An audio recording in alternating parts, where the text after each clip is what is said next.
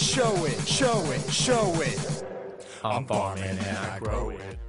Vi vil gerne undersøge, hvem der opfandt dampmaskinen og hvilken betydning det havde for landbruget. Samtidig vil vi se på, hvilken betydning det fik for Danmark, at der ikke var brug for så mange hænder i landbruget mere, og hvilke maskiner der bruges i det moderne landbrug. Det sidste vi vil se på er, hvordan computerteknologien bliver brugt i landbruget i dag. I 1778 blev den første dampmaskine, der kunne bruges til noget i praktisk, opfundet af en skotsk opfinder ved navn James Watt. Men mange fysikere og matematikere har før hans tid eksperimenteret med damp. De har opfundet kugler, der kunne dreje rundt ved hjælp af damp. Men det var først i 1778, at James Watt opfandt en dampmaskine, der kunne bruges til at drive tærskeværk og savværk og lokomotiver og den slags.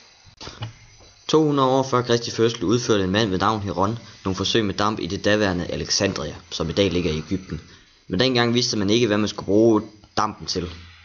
Men fra dengang og op til 1778 opfandt James Watt en dampmaskine, man kunne bruge til noget i landbruget, fabrikker og i toge.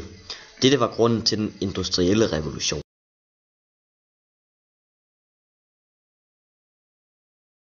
Traktoren blev opfundet i 1885 og var efterkommeren af dampmaskinen. De første var drevet af damp og var store klodsede. De kunne ikke trække så meget og sad ofte fast i mudder. Men da John Froelich byggede den første petroleumsdrevne traktor, blev de hurtigt mindre og klodsede og kunne trække mere. Efter det fandt Benjamin Holt på, at man kunne sætte larvefødder på traktoren, og trykket blev fordelt på et større areal, så de ikke sank så let i. Henry Ford var den første, der producerede en traktor i masseproduktion. Det gjorde han i 1917. Det næste skridt var, at Henry Ferguson konstruerede en traktor med motorblokken liggende i den centrale del af traktoren. Det gav vægtfordeling og større stabilitet. Det er også sådan, vi kender traktoren i dag. Dog var forhjulene og baghjulene stadig lige store, hvor i dag er baghjulet lidt større end forhjulet. Det var hans ingeniører, der fandt på, at man kunne overføre kraft fra en aksel bagpå til redskaberne. Det kalder vi i dag for PTO, Power Take-Off. Efter det gjorde man baghjulene større og forhjulene mindre, hvilket gjorde kørslen med en traktor langt sikrere, fordi at hvis man førhen havde fået ploven til at sidde fast i en sten, væltede traktoren bagover. Det næste skridt var, at man fik hydraulik til traktoren. Landbruget i dag er næsten som en fabrik. Hvert landbrug er specialiseret inden for hver sine ting.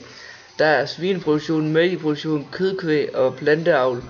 Hver har sin egen specielle maskine til at udføre arbejde. I svineproduktionen er der fodersystemer og computer til at holde styr på grisene, men man har også frontlæssere. I mælkeproduktionen er der mælkerobotter, en mælkekarusel og traktor med frontlæsser eller minilæsser. I kødkvægproduktionen har man fodersystemer, traktor, frontlæsser og diverse køretøjer til at komme rundt.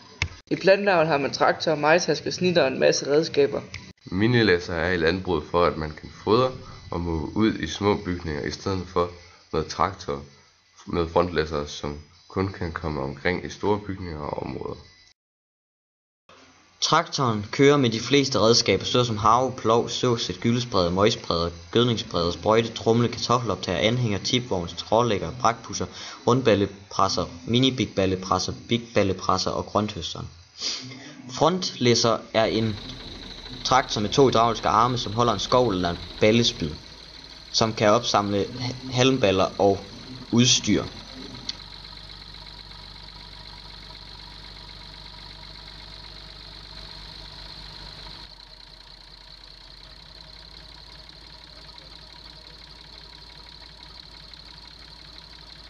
Majtærskeren bruges til at høste, samtidig sorterer den kornene fra aksene, også kendt som stråene.